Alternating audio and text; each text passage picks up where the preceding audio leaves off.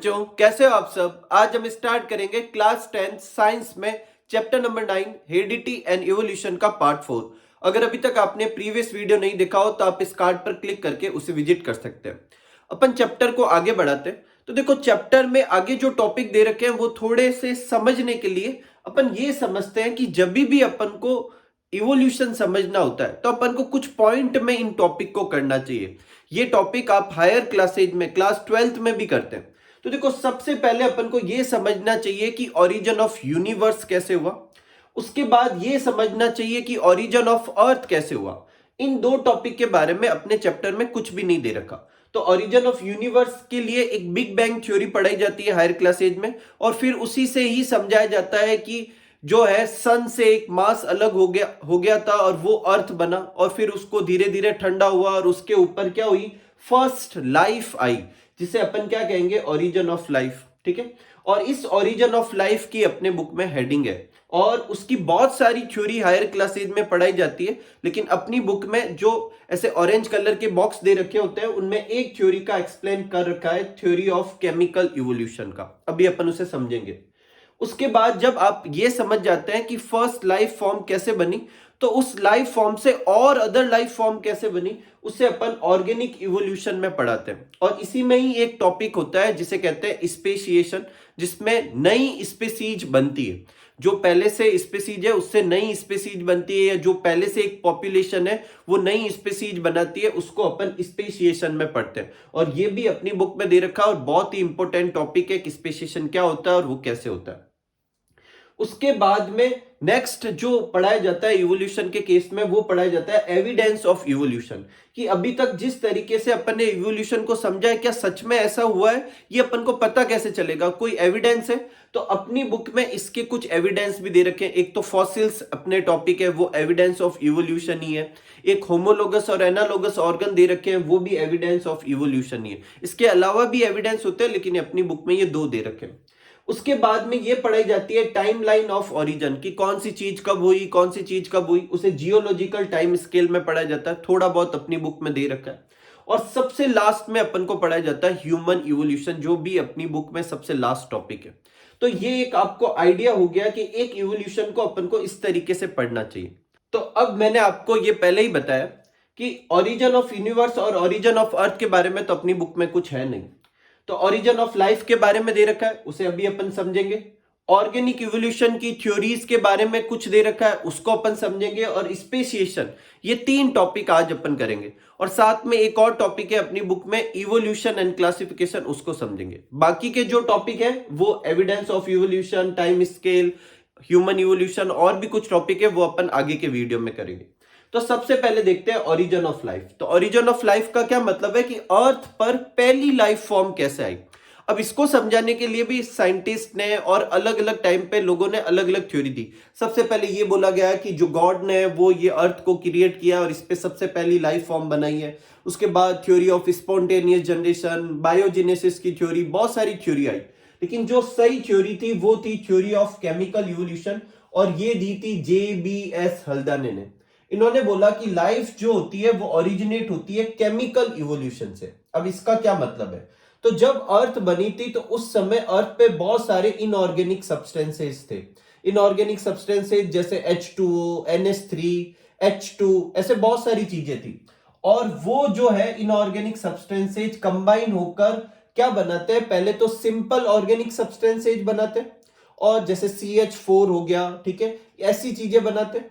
उसके बाद में वो सिंपल ऑर्गेनिक सब्सटेंस कंबाइन होकर मोर कॉम्प्लेक्स ऑर्गेनिक सब्सटेंस जैसे protein, amino acid, pentose sugar, DNA RNA को बनाने के लिए जो नाइट्रोजन बेस वगैरह चाहिए वो सब बनाते हैं। तो पहले इनऑर्गेनिक सब्सटेंस थे, फिर उनसे non living complex organic substances बने, और फिर उनसे प्रिमिटिव ऑर्गेनिज्म बने। तो ये जो सबसे पहली लाइफ फॉर्म आई थी वो किसके इवोल्यूशन से बनी, ऑर्गेनिक सब्सटेंस के। और ऑर्गेनिक सब्सटेंस कहां से बने थे, इनऑर्गेनिक सब्सटेंस से। तो बेसिकली केमिकल सब्सटेंस के इवोल्यूशन से क्या बनी है, प्रिमिटिव ऑर्गेनिज्म बने। और ये थ्योरी किसने दी थी, JBS हल्दाने ने दी थी। अब इस थ्योरी को प्रूफ भी किया, वेरीफाई भी किया एक्सपेरिमेंट से, किसने, स्टैनले मिलर और हार्लोड ने, ठीक है, हेरोल्ड ने, सॉरी। तो स्टैनले मिलर और हेरोल्ड यूरे इन दो ने एक्सपेरिमेंट करके ये ओरिजिन ऑफ लाइफ की जो जेबीएस हल्दाने की जो थ्योरी थी उसको उन्होंने वेरीफाई भी किया। अब कैसे वेरीफाई किया उसे अभी अपन एक डायग्राम से समझते हैं। अपनी बुक में इसे सिर्फ थ्योरी में दे रखा है, मैं आपको डायग्राम से समझाता हूं कि वो कैसे उन्होंने वेरीफाई किया। तो आप एक बार ये नोट कर लीजिए, फिर अपन उसको अच्छे से समझते हैं, ठीक है।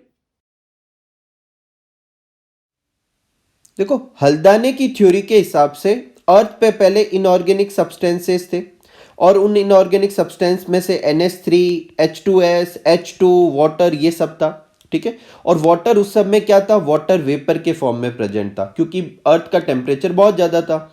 और बाद में सिंपल ऑर्गेनिक सब्सटेंस जैसे CH4 वगैरह भी बने और इन सब से क्या बने थे, कॉम्प्लेक्स ऑर्गेनिक सब्सटेंस बने। और ये फॉर्मेशन जो है स्टैनले मिलर और हेरोल्ड यूरे ने लैब में एक एक्सपेरिमेंट सेटअप किया, पहले एपरेटस सेटअप किया और फिर उससे ये सब करके समझाया। तो देखो, जो अर्थ थी इनिशियल एनवायरनमेंट में ये सारी चीजें थी, तो उन्होंने ये सारी चीजें ले ली। उस समय अर्थ पर ऑक्सीजन नहीं थी, तो इन्होंने भी अपने एपरेटस में वैक्यूम लगाया। देखो, ये वैक्यूम पंप है, इससे सारी ऑक्सीजन एयर वगैरह निकाल ली। उस समय लाइटनिंग वगैरह बहुत होती थी जो एनर्जी देती थी, तो इन्होंने इलेक्ट्रोड लगाकर क्या किया, यहाँ पर डिस्चार्ज वगैरह किया, इलेक्ट्रिक डिस्चार्ज किया, ठीक है। तो वो लाइटनिंग को स्टिमुलेट करता था। टेम्परेचर इन्होंने भी बहुत ज़्यादा लिया जो उस समय ज़्यादा था। और वाटर को देखो, ये वाटर को कैसे इन्होंने पास किया, बॉइलिंग वाटर। वाटर किस फॉर्म में पास किया, वाटर वेपर के फॉर्म में, जो भी उस समय था। तो इन्होंने एक एपरेटस सेटअप किया और उस एपरेटस में वही कंडीशन दी। अपनी बुक क्या लिखती है, create similar condition in laboratory scale. वही जो सब्सटेंस थे स्टार्टिंग में वो लिए, ऑक्सीजन नहीं रखी, इलेक्ट्रिक डिस्चार्ज दिया, हाई टेम्परेचर दिया। तो उन्होंने देखा कि ये जो सेटअप इन्होंने किया, कुछ दिनों बाद उन्होंने देखा कि उस सेटअप में एमिनो एसिड बन गए, पेंटोज शुगर बन गए, मतलब कॉम्प्लेक्स ऑर्गेनिक सब्सटेंस बन गए। क्या इन्होंने कॉम्प्लेक्स ऑर्गेनिक सब्सटेंस लिए थे, नहीं, इन्होंने तो ये सब्सटेंस लिए थे जो कि इनऑर्गेनिक और सिंपल ऑर्गेनिक सब्सटेंस थे। तो फिर वो कॉम्प्लेक्स ऑर्गेनिक सब्सटेंस आए कहाँ से, देखो यहाँ पर जो बना है वो क्या बना है, वाटर कंटेनिंग ऑर्गेनिक कंपाउंड। तो वो कहाँ से आए, तो वो उसी तरीके से आए जैसा कि जेबीएस हल्दाने ने बताया था। कि जेबीएस हल्दाने ने बताया था कि अर्थ पे इन कंडीशन की वजह से ये सिंपल इनऑर्गेनिक और ऑर्गेनिक सब्सटेंस जो थे कॉम्प्लेक्स ऑर्गेनिक मॉलिक्यूल में बदल गए और इन्होंने लैब में ऐसे बनाकर बताया। तो ये वेरीफाई करती है कि जेबीएस हल्दाने की जो केमिकल इवोल्यूशन की थ्योरी थी वो सही थी। तो सबसे पहले इनऑर्गेनिक सब्सटेंस, फिर सिंपल ऑर्गेनिक सब्सटेंस, फिर ऑर्गेनिक कॉम्प्लेक्स ऑर्गेनिक सब्सटेंस और उसके बाद में प्रिमिटिव ऑर्गेनिज्म बने। जो फर्स्ट लाइफ फॉर्म आई थी वो आई। तो ये थ्योरी थी अपने किसकी, ओरिजिन ऑफ लाइफ की। जो थ्योरी किसने दी थी, जेबीएस हल्दाने ने दी थी और उसे एक्सपेरिमेंटली वेरीफाई किया था स्टैनले मिलर और हेरोल्ड सी यूरे ने, ठीक है। तो आप इसे अच्छे से नोट कर लीजिए, फिर अपन चैप्टर को आगे बढ़ाते हैं। तो अभी तक अपन ने इवोल्यूशन के क्या टॉपिक समझे कि सबसे पहले यूनिवर्स बना, फिर अर्थ बनी, फिर ओरिजिन ऑफ लाइफ हुआ, मतलब फर्स्ट लाइफ फॉर्म आई। उसके बाद में क्या हुआ, ऑर्गेनिक इवोल्यूशन। इसका क्या मतलब है कि फर्स्ट प्रिमिटिव लाइफ से बाकी की लाइफ फॉर्म कैसे बनी। क्या इसके लिए अपनी बुक में कुछ दे रखा है, तो कुछ ज्यादा तो नहीं दे रखा, सिर्फ एक साइंटिस्ट का नाम दे रखा है, चार्ल्स डार्विन का। तो पहले अपन ये समझते हैं कि इस थ्योरी को या ऑर्गेनिक इवोल्यूशन को समझाने के लिए तीन साइंटिस्ट के नाम हायर क्लासेज में पढ़ाए जाते हैं। एक लेमार्क का कंसेप्ट समझा जाता है, जिन्होंने दी थी theory of acquired character of inheritance. उन्होंने कहा कि एक ऑर्गेनिज्म अपनी लाइफ के दौरान कुछ कैरेक्टर को एक्वायर करता है और फिर वो नेक्स्ट जनरेशन में उन कैरेक्टर को ट्रांसफर कर देता है। अपन सब जानते हैं कि एक्वायर्ड कैरेक्टर की इनहेरिटेंस नहीं होती, तो इस थ्योरी को गलत माना गया। उसके बाद theory of natural selection I. Natural selection क्या होता है, कैसे काम करता है, ये सब अपन ने समझा था। उस थ्योरी को देने वाले साइंटिस्ट का नाम है चार्ल्स डार्विन। ये आप अच्छे से याद रखें, अपनी बुक में ये क्वेश्चन भी पूछा जा सकता है कि थ्योरी ऑफ नेचुरल सिलेक्शन किसने दी थी, तो किसने दी थी, चार्ल्स डार्विन ने दी थी, ठीक है। और नेचुरल सिलेक्शन की थ्योरी क्या होती है वो अपन प्रीवियस वीडियो में समझ चुके हैं, ठीक है। फिर एक म्यूटेशन थ्योरी आई थी जो ह्यूगो डी व्रीज ने दी थी, इसका भी नाम अपनी बुक में नहीं है। तो बुक के हिसाब से सिर्फ अपन को ये एक पॉइंट याद रखना है। जो अपनी बुक में अच्छे से दे रखा है वो है नेक्स्ट टॉपिक स्पेसिएशन। अलग से हेडिंग भी है बुक में और बहुत ही इंपॉर्टेंट क्वेश्चन है। तो स्पेसिएशन समझने से पहले सबसे पहले अपन समझते हैं स्पेसीज क्या होती है। तो देखो, ये है ग्रुप ऑफ ऑर्गेनिज्म। तो क्या किसी भी ऑर्गेनिज्म के ग्रुप को स्पीसीज कहेंगे, नहीं। डेफिनेशन में आगे भी कुछ है, इसको समझाने से पहले मैं समझाता हूं।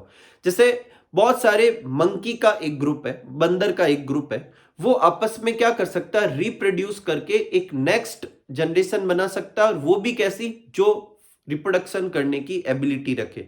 ऐसी नेक्स्ट जनरेशन को कहेंगे फर्टाइल ऑफ स्प्रिंग। बहुत सारे ह्यूमन जो है उनका ग्रुप जो होता है उसको भी अपन स्पीसीज कह सकते हैं, क्योंकि वो सारे ह्यूमन जो है एक बेसिक सिमिलरिटी रखते हैं, आपस में रिप्रोड्यूस कर सकते हैं, और जो नेक्स्ट जनरेशन बनेगी वो भी मतलब कैसी होगी, फर्टाइल होगी, आगे और रिप्रोडक्शन करने की एबिलिटी रखती है। लेकिन एक अगर मंकी, एक ह्यूमन और एक डॉग को एक साथ ग्रुप बनाओ तो ये स्पीसीज नहीं कहलाएगी, क्योंकि ये आपस में क्या नहीं कर सकती, रिप्रोड्यूस नहीं कर सकती। अगर किसी सीन में, जैसे कि आपने शायद सुना हो कि जो हॉर्स जो होता है, वो डोंकी जो होता है, उनके बीच में फोर्सफुल रिप्रोडक्शन कराकर म्यूल, खच्चर बनाया जाता है, लेकिन फिर भी हॉर्स और डंकी को एक स्पीसीज नहीं मानेंगे, क्योंकि जो म्यूल बनेगा वो रिप्रोडक्शन की एबिलिटी नहीं रखता।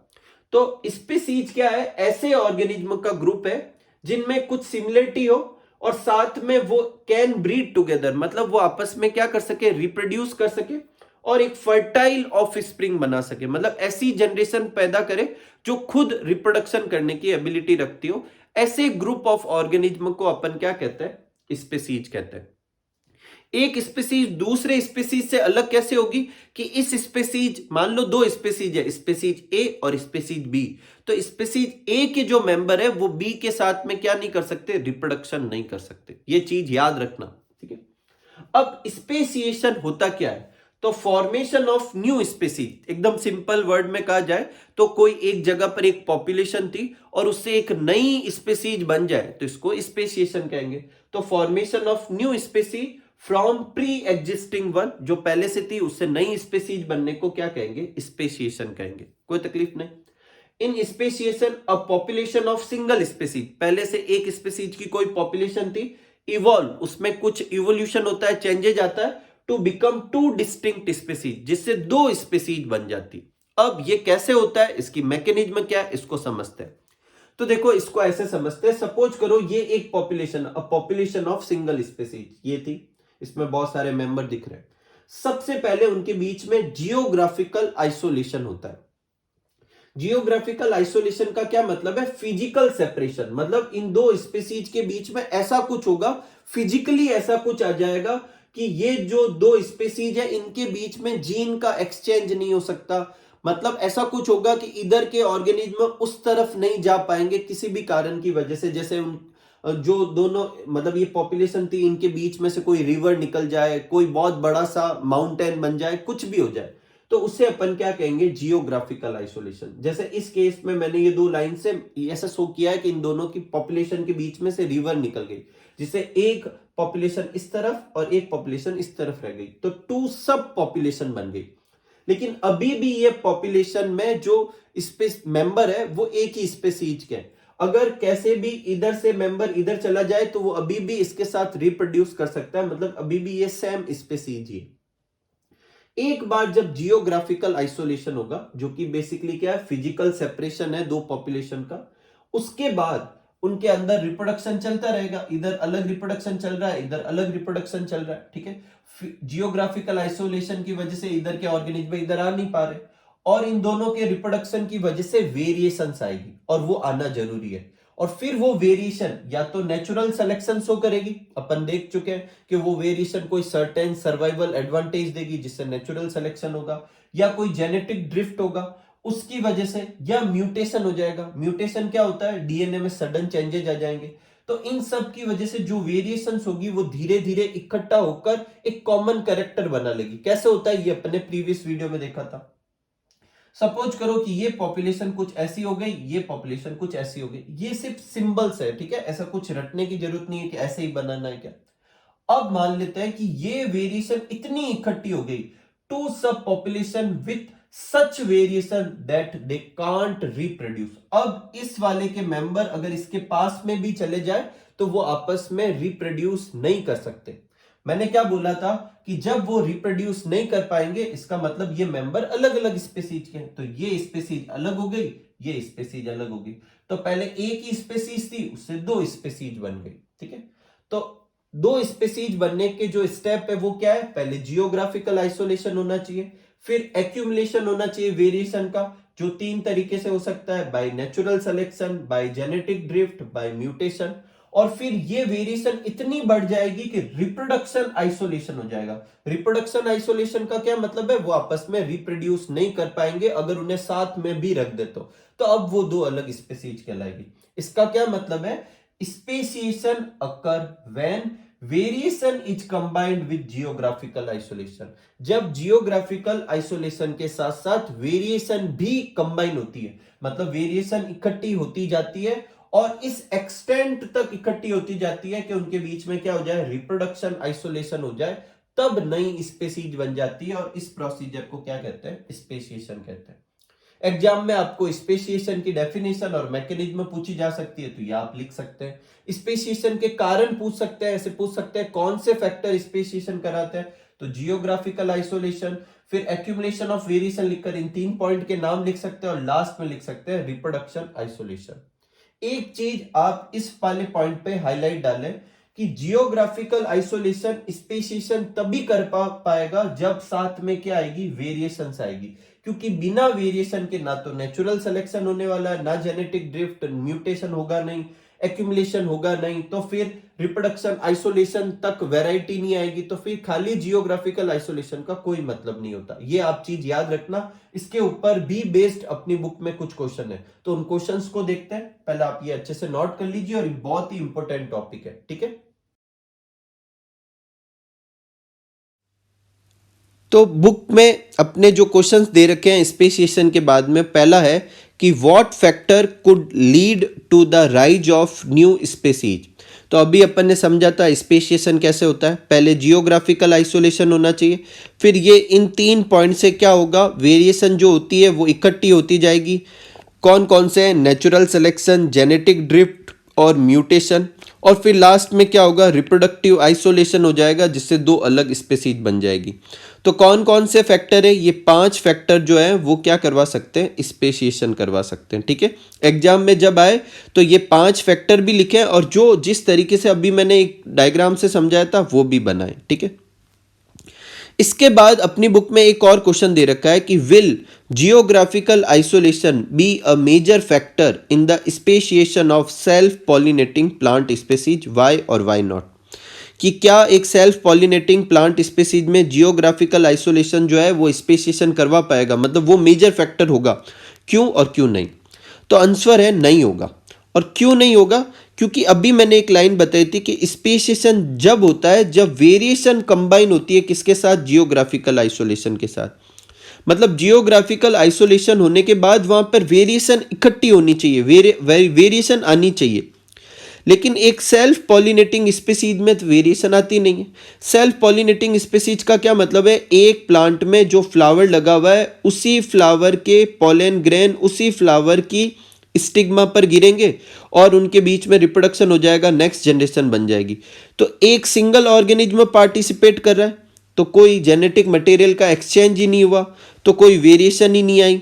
और अगर वेरिएशन नहीं आएगी तो अकेली बिना वेरिएशन के अकेला जियोग्राफिकल आइसोलेशन कोई स्पीसीज प्रोड्यूस नहीं कर पाएगा।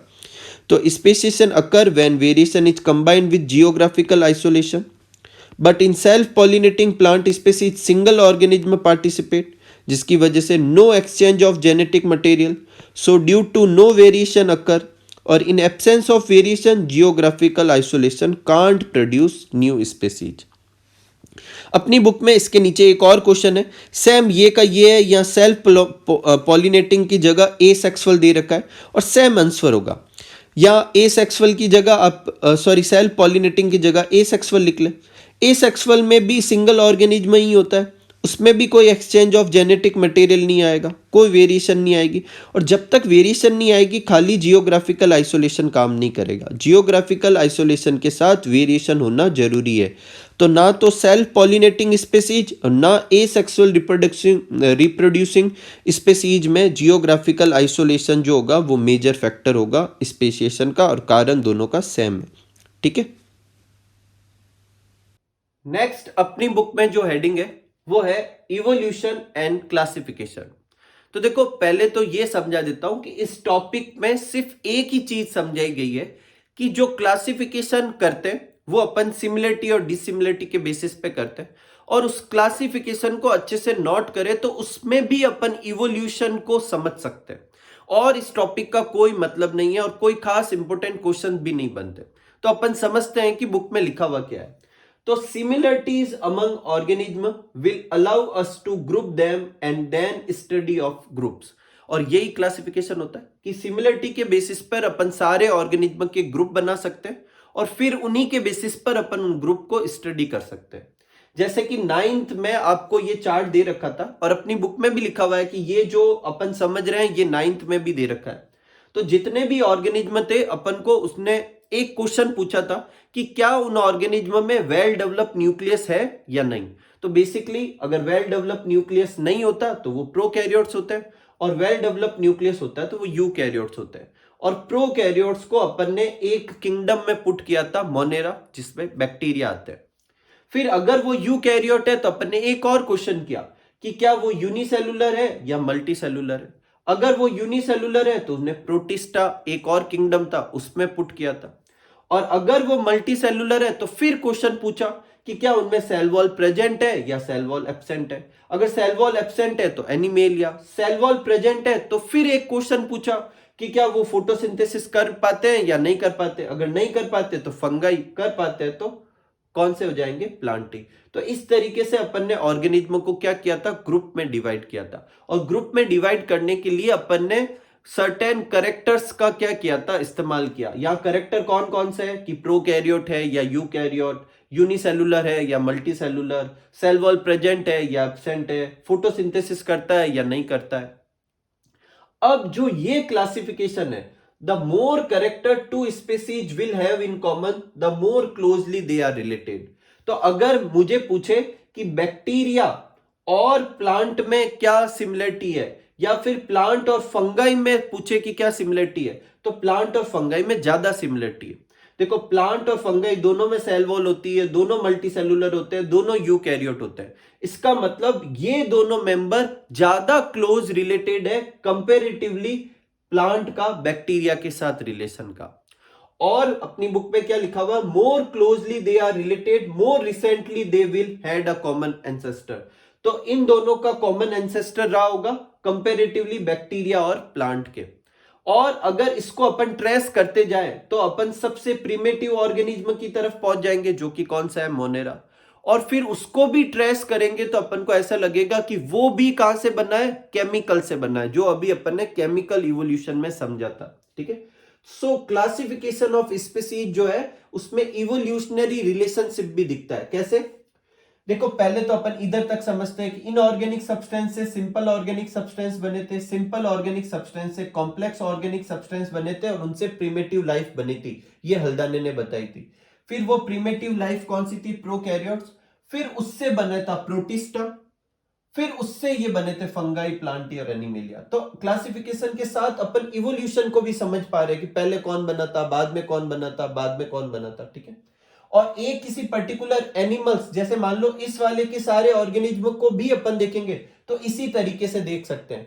जिनके बीच में ज्यादा सिमिलरिटी होगी उनका कॉमन एंसेस्टर होगा, जिनके बीच में कम सिमिलरिटी होगी उनमें शायद कॉमन एंसेस्टर नियर, मतलब कॉमन एंसेस्टर नहीं रहा होगा, बहुत पहले रहा होगा, वो अलग बात है। तो अपन इवोल्यूशन को ट्रेस कर सकते हैं किससे, क्लासिफिकेशन से। मेन मोटिव इस टॉपिक का सिर्फ इतना सही है और कुछ खास क्वेश्चंस नहीं है।